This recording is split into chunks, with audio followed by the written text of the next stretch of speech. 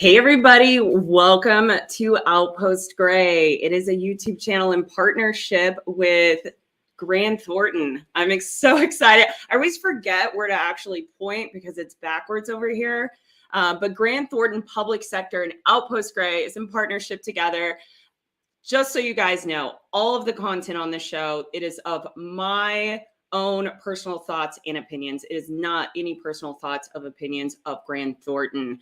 I'm super excited to have you guys here. If you don't know me, I'm your host, Jax Scott, and I developed this YouTube channel to provide a platform to deliver information around technology, innovation, and cybersecurity. And today I'm really excited because we're going to be sitting down and we're going to be talking about LinkedIn branding and how algorithms actually impact your branding. So before we jump into that, a couple of quick admin notes. For anybody that's new here, just so you know, drop your questions into the chat. We do a live Q&A during these live streams. It helps me out if you put a capital Q in front of your questions, just so I can filter them out a little bit better. And then also, if this is your first time here, thank you. I'm so thrilled to have you. We go we go live every Thursday from 3:30 to 4:30 p.m. Eastern Standard Time. And it'll be in a format of either a one-on-one, a fireside chat, kind of like how we're doing it today, or even a panel discussion. So who are we going to have on the show today? I'm really excited about this because two individuals that I adore so much, and I'm actually wearing my Cybersecurity Central shirt to be repping for Kimberly McKnight. And then we've got Stefan Waldvogel. I probably completely butchered that because I see Stefan in the background laughing at me right now, but that's okay. Fun fact about both of these individuals, they don't typically say yes, especially Stefan. He doesn't typically say yes to doing interviews. So I'm excited because I actually reached out to Stefan a little while back, and he didn't come on the show right away because he was really busy. And then he reached out to Kimberly about this very topic, and we all three came together and we're like, this would be a great topic to discuss, especially with Kimberly launching her company and going through it from also a personal but a business side, and then Stefan's personal experience. So without further ado, let's go ahead and get these guests on the show.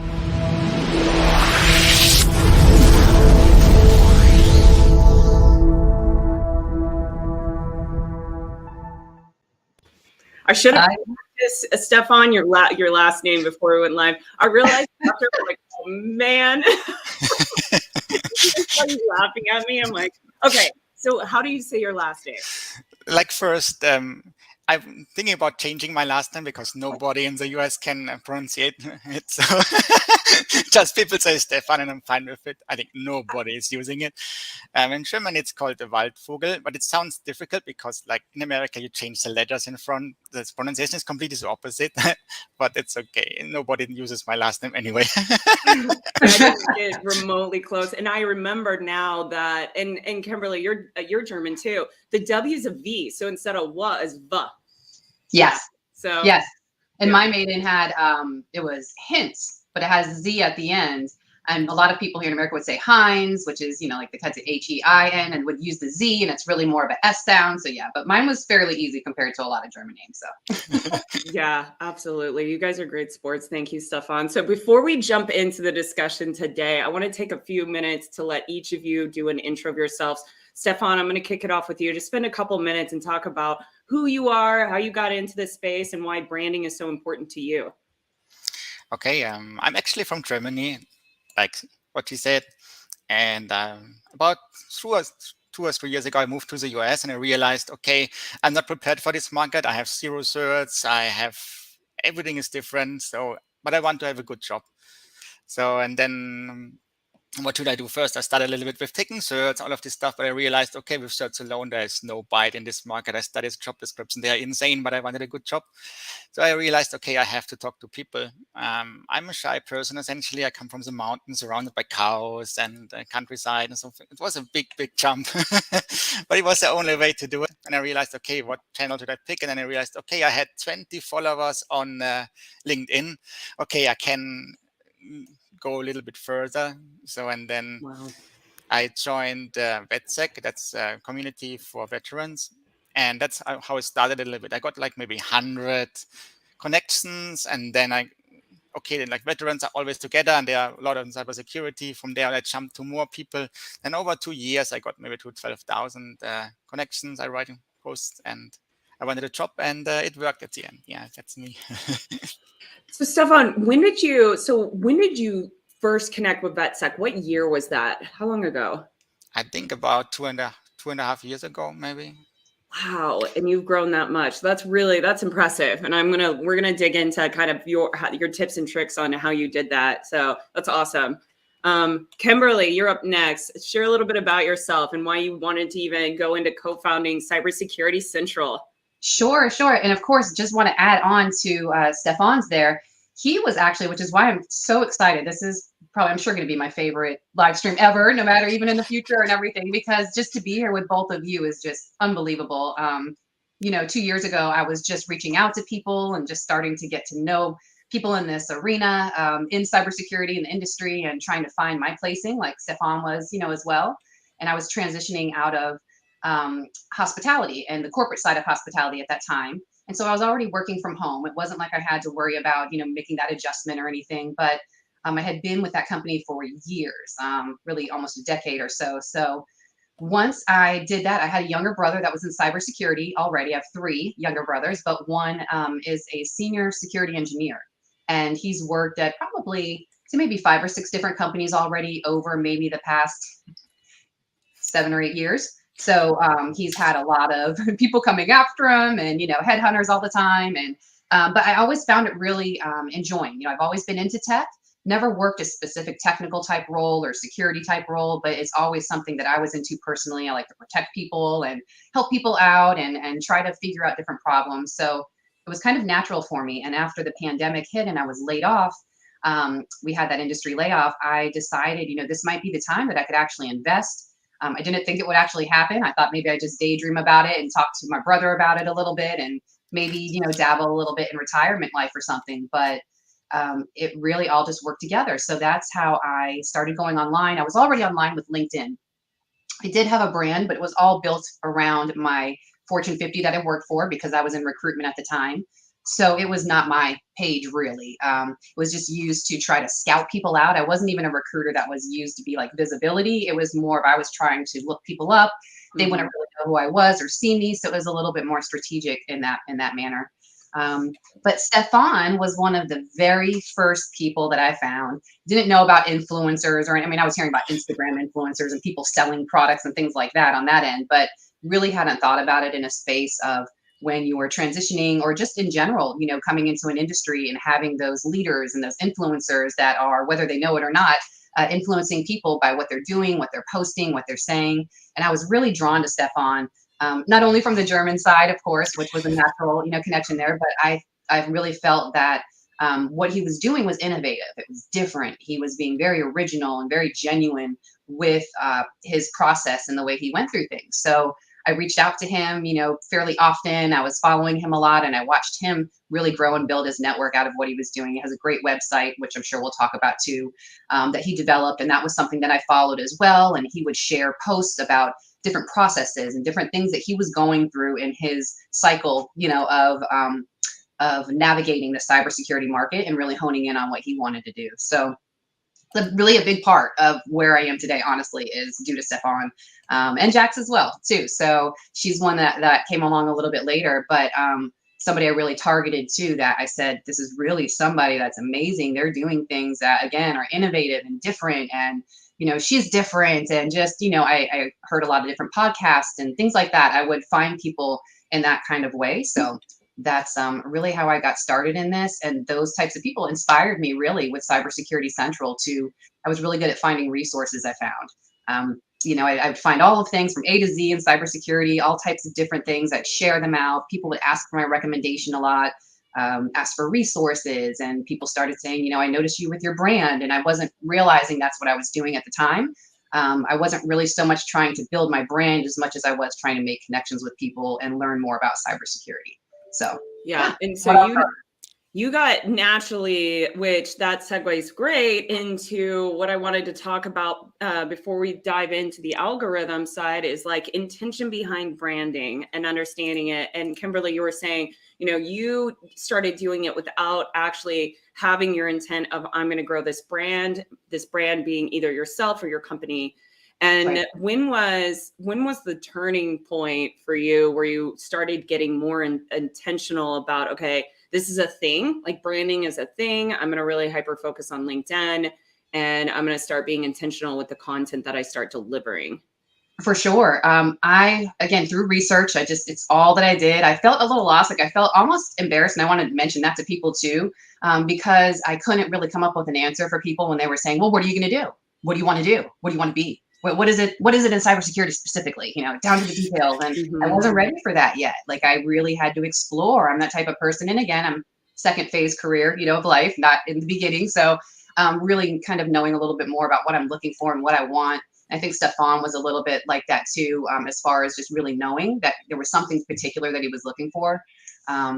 So yeah, I think that the transition really came when, as far as being conscious of the brand and really bringing that out, I found Stephen Hart Stephen A. Hart is actually how you find him via branding. You could just Google that and you'll be able to see him pop up. And he's actually, I want to get the title wrong, but like director of creative marketing or something to that extent with SANS Institute.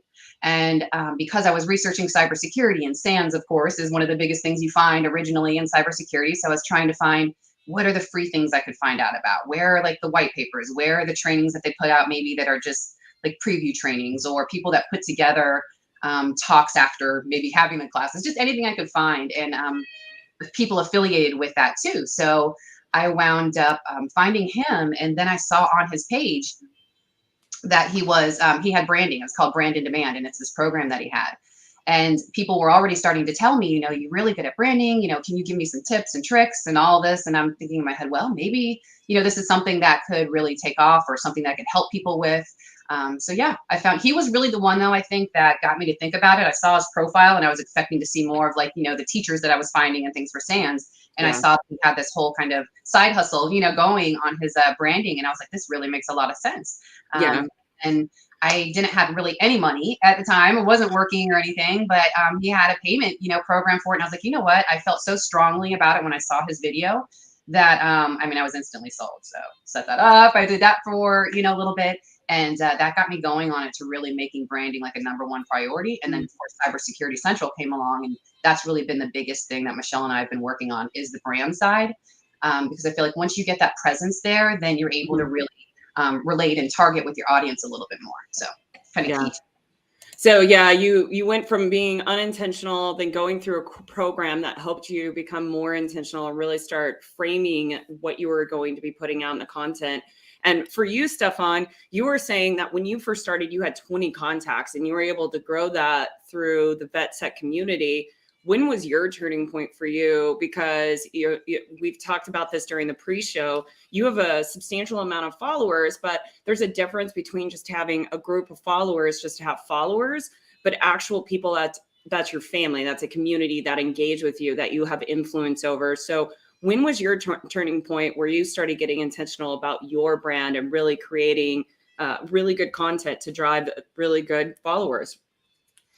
And you have to start with, during the first year when I arrived, I didn't do much with LinkedIn. I collected a little bit on VetSec connected, but I was not active on LinkedIn. The reason was I focused 100% on technical knowledge. Later, I realized that's not enough, so I have to do something else, because cybersecurity is extremely competitive. You compete against hundreds of people. If you apply as a foreigner for a job, you don't get it. It's just a matter of fact. It's just like it is. Then I realized, okay, I love helping people. And I look through LinkedIn. All it's usually about me. I want a job. I have the certification. It's my stuff. And I turned it around. So I was providing help to other people. And I think it was one of the, I'm not the first, but not the only one, but I was one of the few people who helped other people to grow, and people liked my content. That's why it went up. Like, that's why people engage with me and they want to know my knowledge, what I thought about this. And they still ask me like maybe 5 to 50 emails or messages a day, depends. But it's like, yeah, I love to help people, and that's how it started essentially. Yeah. It was definitely, people were attracted to him. You would see it, you know, Yeah. even now it's still there, but I mean, really that energy was there, and people were just every day, you know, building to his network. But he put so much thought behind it, is really what it is. He didn't just like a post or share something and put a sentence or two on it. He actually, it's almost like doing research reports that people are doing for their school or for their class, but he's doing it for LinkedIn for us. So yeah, really cool stuff. Yeah, I think quality more so probably than maybe 3 to 5 years ago before the pandemic is critical. I think you could have posted more before 2019, just garbage data. It could be anything, or just do a like in a brief comment, but not really show quality in your comment, and you could probably get more followers. But that's not the case now, because I know that there was actually some research done around how many people signed up and joined LinkedIn because of the pandemic, because people were losing their jobs. They needed a network. Everybody was going virtual. And so it has gotten harder, a little bit more challenging to brand yourself on LinkedIn. And this whole discussion started, Stefan, because of a test that you did on a post where you wanted to test out the algorithms. and see how you could get engagement by posting different types of quality posts, and quality meaning content that would either be like uplifting or content that could have some friction and cause some conflict. And you noticed that there was a difference. Can you share a little bit about why you did that and a little bit about the post that you did? Yes, I can do that. Like, I was on LinkedIn and saw a post about controversial posts in general. They have more attraction, but I wanted to pull this a little bit further. Like, I usually am a very helpful person, friendly person, and I respect other opinions, and I'm a very wide person, so I don't care how they got into cybersecurity, or maybe there are many, many ways. But I wrote one post, it was very, very specific, and I said, like, okay, if I'm a hiring manager, I care only about the profile. It was very specific written and very rude for Americans, or kind of. For Germans, it would be okay, but for Americans, it was very, very tight. So, and then at the same time, I wrote a different post, like a more like helpful post, and I want to share, like, compare how it worked. I picked the Sunday. Sunday is the lowest going there usually, and I was always next to the PC during the whole day, and I got a lot of messages, and people get really upset. They attacked me, and I realized, hey, stop, don't take it personally. This is just a try to see how people engage. And then usually I calmed it down, but one very famous person commented it, and from this point on, it exploded. So I originally planned to let it run for maybe 24 hours, but I pulled the plug because it was too dangerous for me. So how long did you let it run before you had to just take it down? For around maybe 11 hours. Wow. Wow. And it just went viral. Wow. Yeah. And that's such an interesting, and I want to pivot from that right there and talk about, so we've got a lot of people that are watching this right now that are thinking about, how do I build my brand? How are the algorithms going to impact me? So how can somebody post something that is going to be controversial enough to get people to engage them, but not negative, not putting that negative controversial energy out? Where is that good medium of like, hey, I want to be good, I want to put good energy, but I know that might not get all of the followers or all of the engagement I want. So where's that balance? Stefan, what do you think on that? And then Kimberly, I want your thoughts around that. I think it's all about the range. You have like usually a wide range. You can go to right left or right. But if you go more to one side, then more people start to interact. But if you get too far away, then people get angry. So it's like kind of, you can go a little bit specific and say, maybe have this opinion, then it's okay. But if you say that's the only opinion, then it's maybe too far. So I think that's maybe the point, what I learned so far, I would say. Yeah. What do you think about that, Kimberly? What are your thoughts on that? About what I've learned so far from the algorithm? Yeah, no, like having that balance when you're creating a post, like figure out how can you get individuals to engage your post, having it engaging or controversial enough, but not where it's negative. Because that's one thing we definitely don't want to put out is like disinformation or be negative, but we want to create comments. We want to get engaging of people. We want to get their thoughts and opinions. For sure. Well, I know just even from my smaller or shorter amount of marketing background, the call to action, even in sales and such, that's really what you're looking for there. So I would say with that, really the biggest thing is that you want to put things out there that are engaging, that you really find interesting as well. People would say, oh, well, you want to make sure that everybody could really appeal to this. Like I try to do that a lot too. And Michelle and I will talk and be like, oh, this is going to be something, or it may or may not appeal to the greater, masses of the people. But that doesn't always mean that just because of that you shouldn't necessarily post it, because you'd be surprised. As we're talking about with the algorithm, you don't really know how that might pick up or translate. So I would say the best thing to do that I've found is honestly to be honest about it.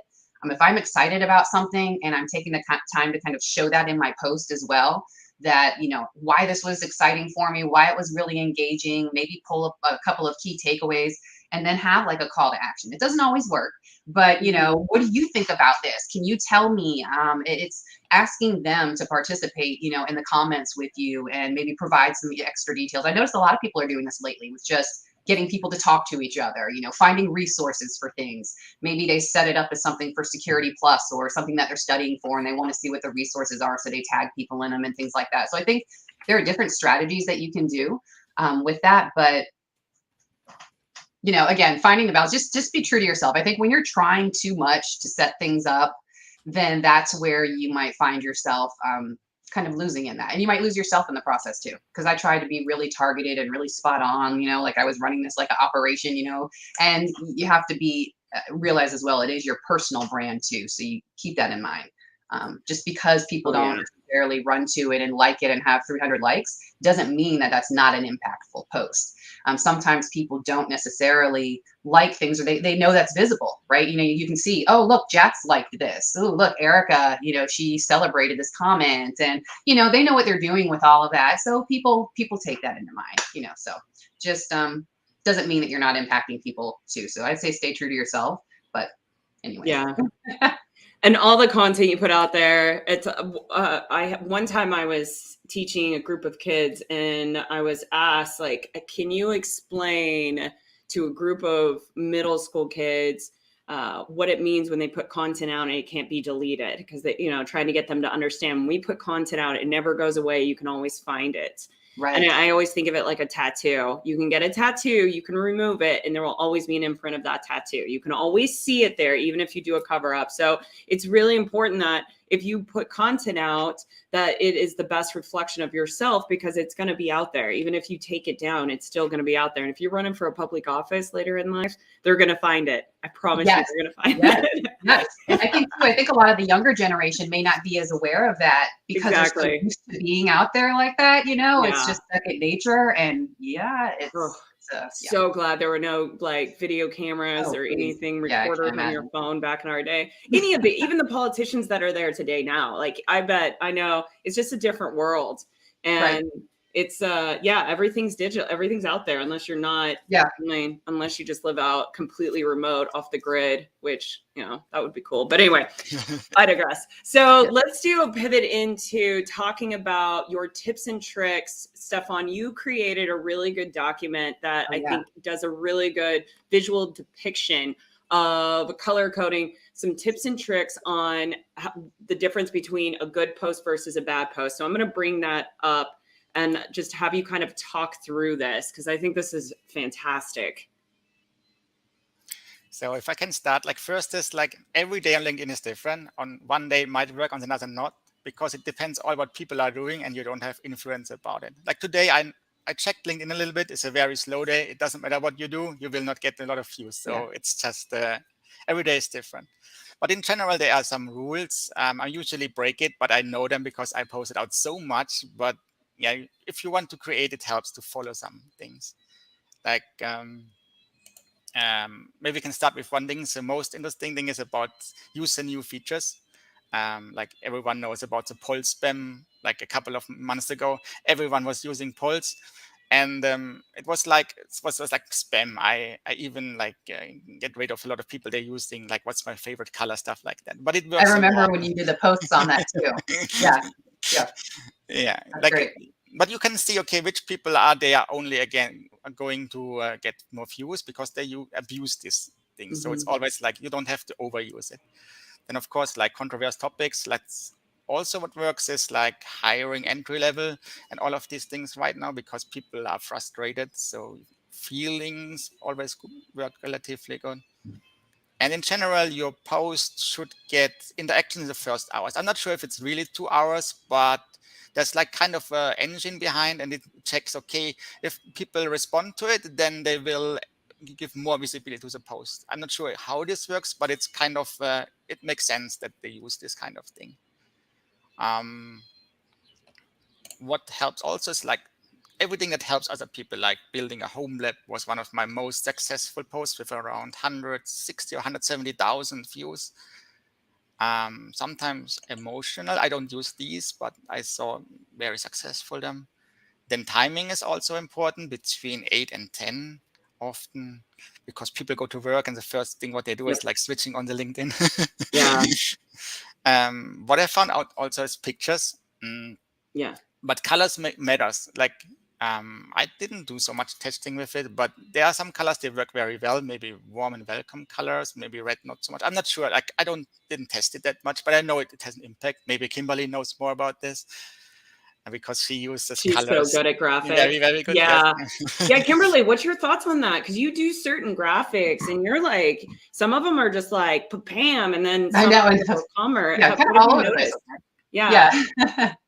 Yeah, I mean, I think with the graphics too, there's different things that I'm learning too, just in general. It depends really on what your market is. What are you looking to project from your brand? Some people are really into like that smooth, really clean, crisp corporate style, which some people look at and they might say, oh, that's really plain. That's just kind of blah. Other people need a little bit more, So again, really decide what is that you're trying to broadcast. What do you want to put out? If I'm a very I'm very upbeat person in general and things. So tend to talk a little loud. I'm originally a Northerner and all that good stuff. So, I think some of that coming out of my post is okay because that's who I am. If you were to meet me, if I was trying to pretend I was a different way or very subtle online or, you'd find, probably have a big surprise when we had a chat. So, and I love that Justin saying that. I saw that earlier, Jax, too. It is for Stefan and myself. And even with Cybersecurity Central, we love when we hit like 1,000 followers on there. Michelle and I were both celebrating, behind the scenes. But, it's still something that's not the objective. The objective, I think Eula said it in here, was helping people. Like that's both what we have in common is that we were doing these things to help people. We were passionate about it. We wanted to share it with others. Other people were really digging it. And that was feeding, kind of this continuous cycle that we were doing to build and continuing to get new information. So.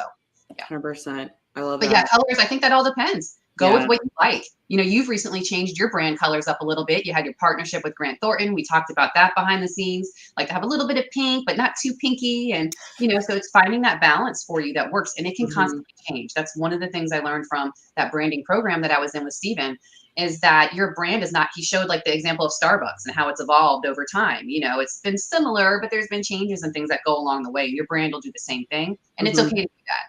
Know that you don't have to stick with what you have. You can emerge with it. Yeah, with the times. I love that. That's really, really good points.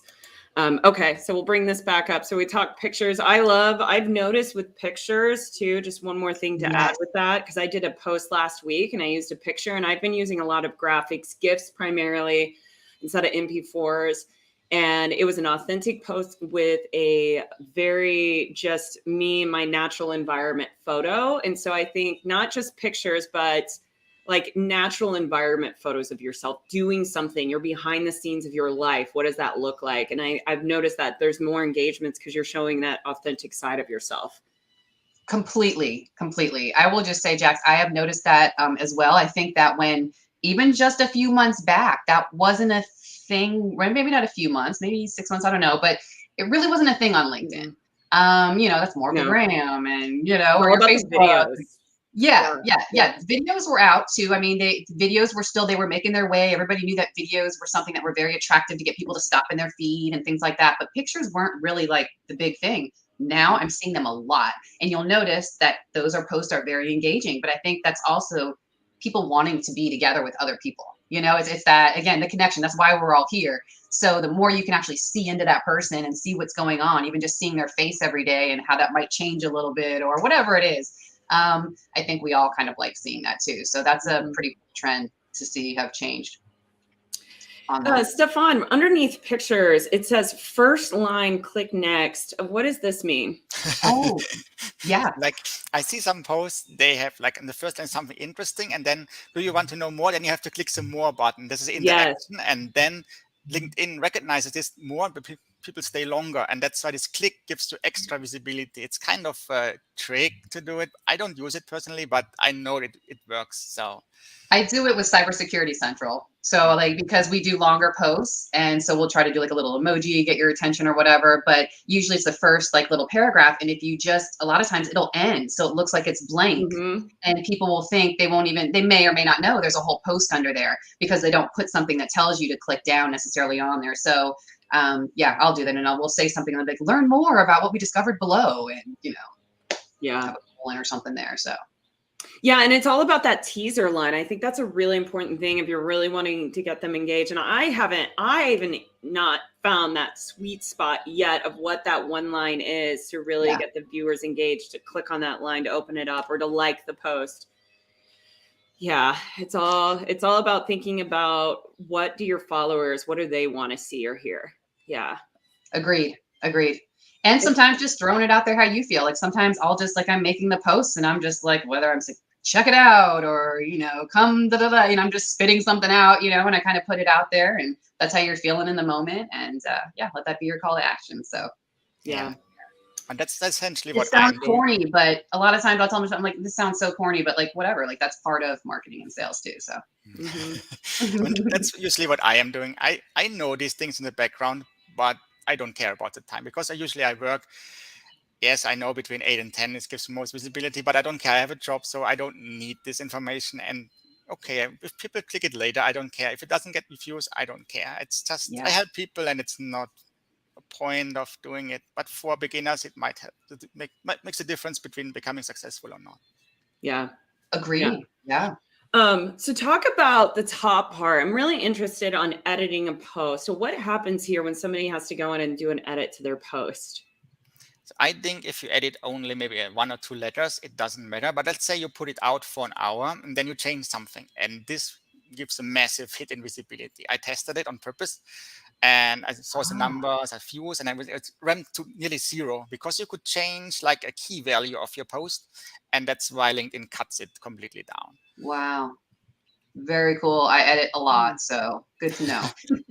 Yeah, that is good to know. But I did notice that's a good point because the post was like climbing and I realized that I needed to edit something and I edited it.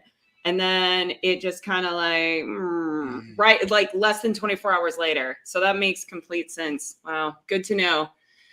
So don't edit unless it's just a couple of little minor things. Otherwise, yeah, it'll impact your reach. Got it. Or maybe just delete the whole post if you just did it and do a whole new post and I'm not sure about this because if you repost it, it looks like spam, and LinkedIn has a Oh, detection of spam detection in it. So it's like if you do it, I think you get hit very hard. It doesn't get views. I think personally, because you're doing multiple posts behind each other, right? Yeah. Okay, so that we need to have a more of a time space. You suggest probably too. You're seeing that as a trend. What do you think you've seen as like if we do multiple posts a day? Do you have suggestions on that? Like what you feel maybe maxes it out, or like a good hours in between? I usually wrote only one quality content, so because it takes me maybe 20 minutes or an hour sometimes to create a picture, so I can only write one post. So I don't usually write 2 posts. This Sunday with this controversy was very, very unique because usually I don't do it. So I don't have numbers for this because it's not my style. So sorry. No, that's okay. Just thought I'd ask. Speaking of numbers, before I bring up the slide again, I want to know, do you either of you guys have, because this is an area of contention and like debate, do you guys have LinkedIn, the paid version, the Prime version, the premium version? Do you guys have that? I don't have it. Yeah. So yeah, I never had it. I have it now and I've had it for like the past 2 months, but only because it was gifted to me from my, branding connection there, Steven. He's a creator on LinkedIn. So he had, I guess, some to give away, to some people. So it was 3 months free. So once it's done, I won't be using it. So right now you see me with it, but I'm not paying for it. I would not suggest to pay for it unless maybe you're really into LinkedIn learning. I think we talked about that the other day. They've lumped that all together now, whereas it used to kind of be a separate thing. So that is an added benefit, but a lot of that too is stuff you can get on Udemy and some different places. So really, kind of be strategic about that. If you are really needing to reach out to people that are into that next level and layer down those connections that you can't reach out to with the free account, and you have to do that a lot, that might be a reason to get it, but I didn't find a need for it myself. Yeah, so it has an impact to you, Kimberly. Stefan, you've been able to get all your matrix and like be able to see your statistics and stuff like that without having the premium as well. Yes, I think LinkedIn free version is very powerful if people use it correctly because you can analyze your post. You can click on analyze and you can even see the corporations, the direction, countries, the top titles. You can even see what you are doing, what you are going to. So you can adjust your followers with the connection, all of this stuff. You can do a lot with the free version. I think way too much what LinkedIn thinks, but I think few people use it in the right way. Even like job hunting, you can use advanced filters and they are super powerful because they work with Boolean, with commands and all of this stuff, but people don't use it, I guess. Interesting. I And didn't know that. Okay. Stefan has tons of information too Yeah. on that he's on his website. I don't know if we've dropped that in there yet too, but he has a website that he created and it has a lot of those.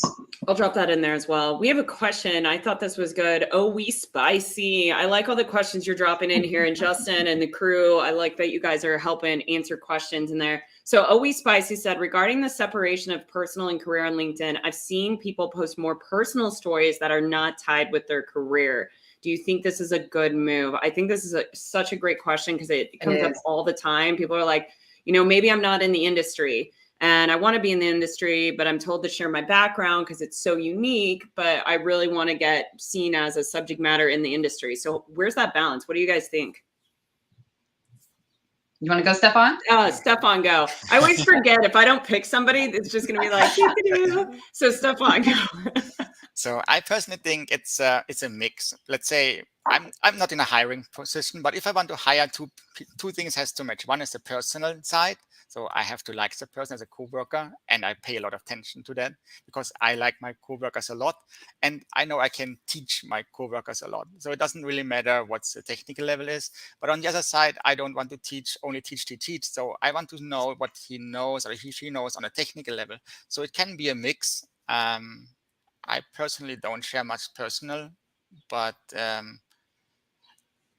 a hiring manager, probably I would focus a lot on the personal side because like I have like thousands maybe applicants, but I want to pick the person that I like essentially because I can teach everything. I think that's my personal approach of this.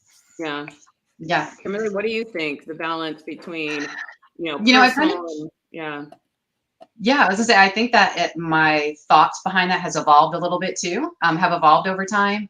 I think really, again, you want to be true to yourself, right? But you want to also keep in mind that this is stuff that, like we said, it's not going to go away. It'll be there. Anybody could pick it up at any time. Almost like people would say, like, would you do something if your parents were in the room or somebody was watching you or, that kind of thing. You want to keep it within a certain realm, I think. But again, you want to be honest with yourself too. So there's a lot of things that impact my life outside of cybersecurity, and that also makes us who we are. So you have to be true to that too. Like Jax is really passionate about the Special Operations, Association, and really just being tied into that, and just a lot of things involved with that, from mental health all the way down to, just fostering, mind, body, and everything. She does a lot of things involved with that, and that's a big part of who she is. So talking about you like you're not here, but I think is important to do, right? So I have impacted in my life, been impacted a lot in the second part of my life with like just a lot of death, unfortunately.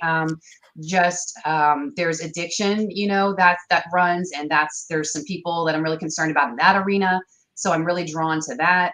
Also second chances. I think that's a huge thing. So I also found people outside while I'm discovering, on LinkedIn and finding everybody and connecting cybersecurity and learning and all of this. I'm also finding these people who are putting themselves out there for those types of things that I'm really behind as well. And I want to make an impact outside of cybersecurity, or maybe even blend it in with cybersecurity. I'm having all these different ideas and plans and how I could have partnerships and different things to really use that as a benefit for those things too. So, and just because you have a connection that's outside of cybersecurity, or you have these other passions for things, doesn't mean that you can't bring them in, Justin. So I think we so spicy. So just mentioning that, I think that if it's close to you and it's passionate to you and you're okay, like you're not embarrassed with it, or you wouldn't be, shy or something to discuss it with that next employer if they maybe saw the post or something. And within legal realms, right? they can only ask you certain things, but just think about it from that end. And if you're okay with that, I would say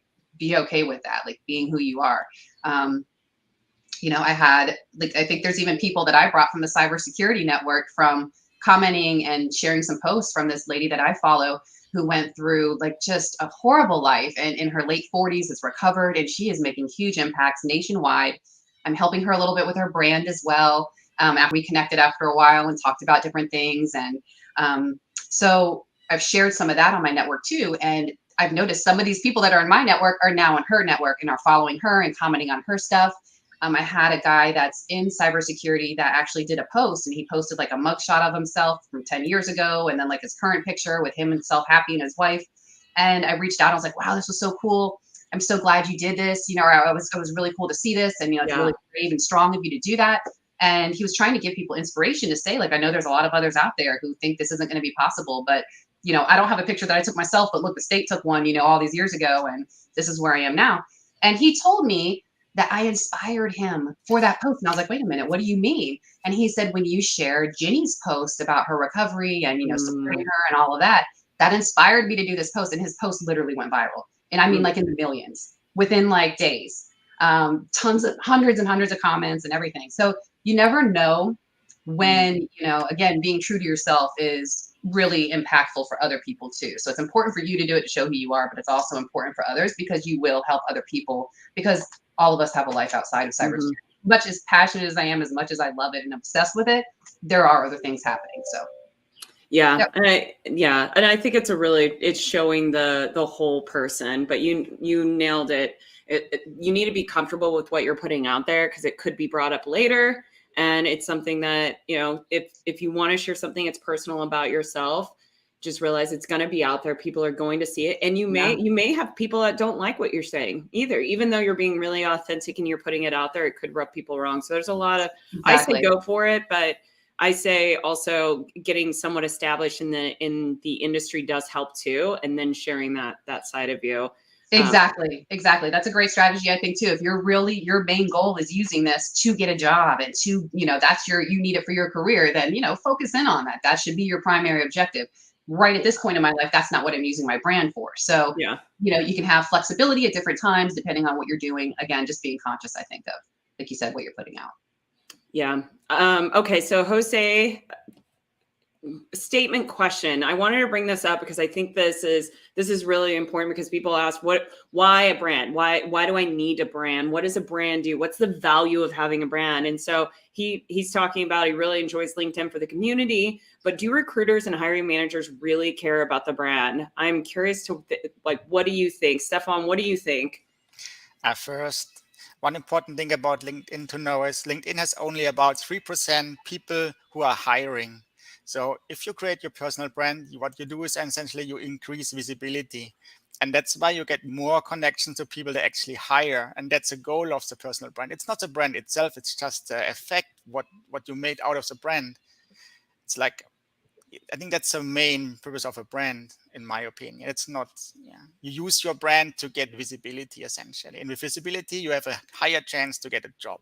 And it doesn't matter if you're entry level, I don't know where you are, but entry level and recruiters don't work together, because recruiters only work for mid and senior level or higher level, because for entry level, companies put out a job offer and they get maybe hundreds or even thousands of applicants. So it's not work. It doesn't work.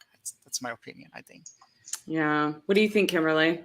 As I say, I completely agree. As a former recruiter, you know, I did entry level and, you know, and higher level hiring as well. And you're exactly right. I mean, for those types of jobs that are entry level, that's just mass hiring. You have way more people than you will ever need to be able to hire or even think of applying for requisitions. And that was outside of cybersecurity, but some of those tech positions and things too, just everything at that entry level is really not anything you have to go search for. So those candidates come to you.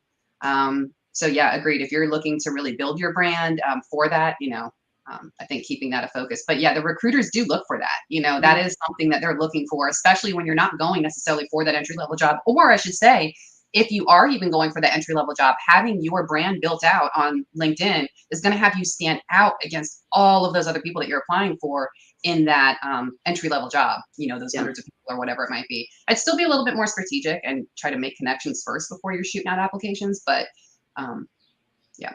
yeah. And I just want to bring the attention to all the viewers. Hold on, let's go back to this view. What's up here? We got like Grant Thornton up here. And I can tell you that the reason that there's a partnership between Outpost Gray and Grant Thornton is because I had a brand in place. And actually, it delayed me being hired by Grant Thornton by nearly a month, because we had to bring in the legal team. And then I had to talk to the main high up person just to like talk about what you know, tell me about your brand, what you're going to do. And we co-own this brand together now. And I now have the opportunity that when I go to like RSAC and I'm going to be speaking on a panel, I get to represent Grant Thornton because they know my brand. They saw my content. They trust that I'm going to be a good representation for Grant Thornton. And it would have never happened had I not gotten my brand. I think that, did it play a part in me being hired?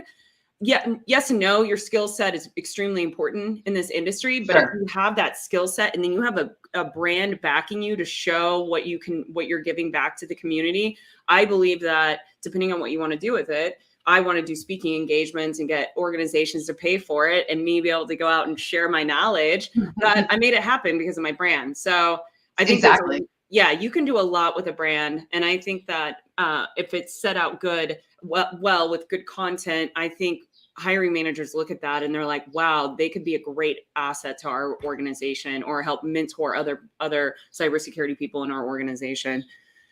Completely agree. I was just going to throw in really quick that, I received my connection through also the networking and all that, but the branding had a lot to do with it because I was connected with Outpost Gray and Jax, and also Gerald Ozier and Simply Cyber.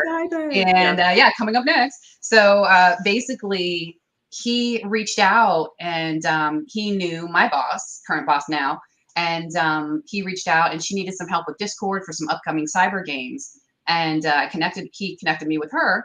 And it was really supposed to be just for this one event kind of a thing and helping as a community manager. And once we spoke, and she checked out the brand and all of that. She said, wow, I didn't realize you'd be great at marketing and branding and influencers and all these different things. So we made another connection call, and, I've been working for several months already now. So that's definitely, again, I think it's not just the networking part, the branding had a lot to do with that too, for them to be able to see the visibility on, what I had done before in the past to kind of make that evaluation. So 100%. I love that.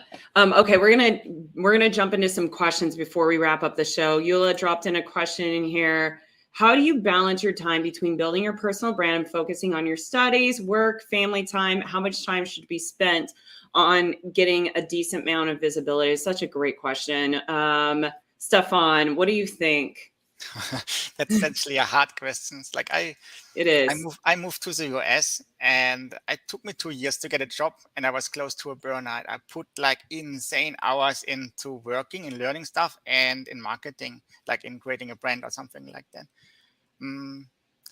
But usually, like I went to a friend's house and there was no LinkedIn at all. So I went at home and then I switched on my LinkedIn, and then I started to communicate. I quickly separated learning time, active learning time for technical skill, and then building a brand. Because if not, then you get merged and you cannot concentrate anymore. So that's like maybe the most difficult thing is like separate stuff and say, okay, maybe I post and then I take in half an hour and I will answer all of the feedback what you get, or even create feedback or something like that. But then you move on to something else, but switch it off. It's important for the mental health, I think. I love that. That's awesome. You have that self-control to do that, because I think that was probably a big problem on my end, was being able to turn that off when needed. Yeah, constantly trying to be on and building. Yeah, I even switch off my notification. I think even it hits the algorithm on the negative side, but it's my personal health, because I get flooded with notifications, and it puts me under pressure. If I put out maybe a successful post, I can get maybe 50 messages a day or even more sometimes, and I cannot handle it anymore. So it's just like put it down, and it doesn't matter if you don't respond to all, I think. Absolutely. It's not, people, you're not going to lose followers if you don't respond right away. I promise. Take those breaks. So Kimberly, I saw Eddie, I saw you drop this chat in LinkedIn and also here. So I want to make sure I get to it. I thought it was really good. He's talking about how do you build a community off the LinkedIn Eddie. platform. And then he's asking, Kimberly, can you provide some tips and tricks on how to connect? And he used the word deeply, which I like, with your LinkedIn followers or the connections that you have. For sure. I mean, and thanks for joining, Eddie. He's awesome. He just started his new podcast too, so go check that out. Nice.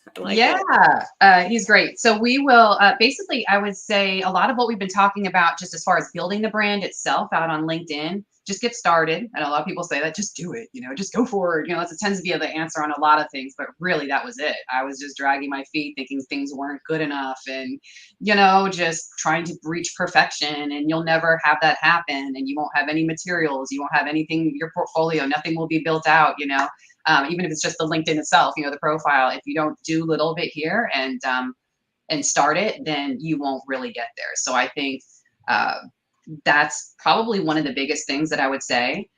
Jax, could you mind putting that back up there? What was the second part of the question?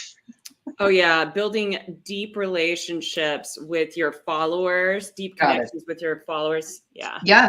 So I think building the deep relationships with them, again, fine. You can't do it with everybody, right? So I'm over 5,000 now, which again, the number doesn't necessarily matter. Stefan's like into the double, you know what I mean? He's like 10,000 plus 20,000, something like that. So I mean, once you obviously don't know everybody in your network, right? So find those connections that you really like I talked about earlier in the beginning. Like I was hooked on Jax, I was hooked on Stefan.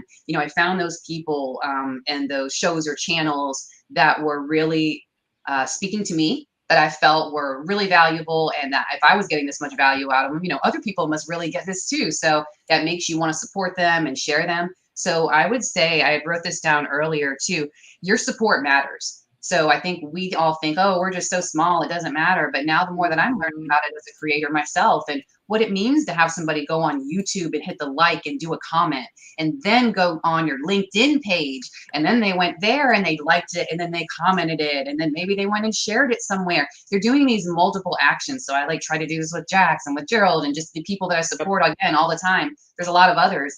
And Alyssa Knight, and just really trying to show up for people, because that's how you build those deep relationships. You're not going to get it off of doing anything fake or being like, hey, how you doing? What can we talk about today? How's your week go?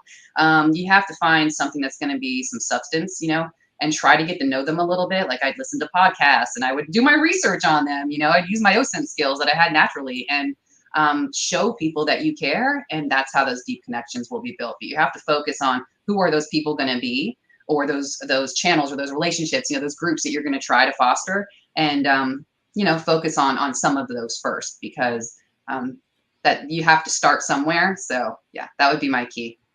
I love that. Okay, so we're coming to the end. I know we've got Simply Cyber following up right after this, and a lot of people are going to be jumping off here in about 4 minutes.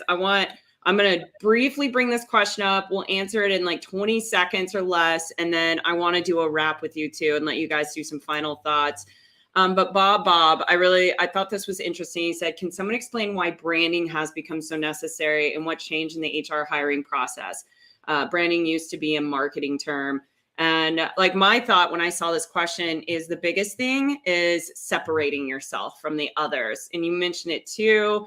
Kimberly, you get an influx of people coming in and applying for a job, and branding is a great way of separating yourself. But I'd like to get your guys' take on this in 20 seconds or less. Kimberly, what do you think? Yeah, I mean, I think definitely, think about it just how you were saying. We're in a virtual world. So branding is just what has been brought over. You can call it whatever you want. Selling yourself, I think, is how we used to say it. Get ready for an interview and get ready to go sell yourself in there. Get hyped up, go do what you need to do your research, whatever. It's the same thing. It's just that we're not virtual anymore. We don't get to go walk into the office and show our persona and show what our personalities are like and get to know them. So that's what this space is for. And that's what branding really is. It's not about the colors and all of that. Those are the pieces that you add later on. When I was in that branding program with Steven, all that stuff came later. It's deeper at the base of who you are and what you want to be and what your message is about and all of that at the base. And then you build those things on top of it. That's just the layers, for the effects and all the little sparkle and things on top. So I don't think anything's changed in the process other than we're remote.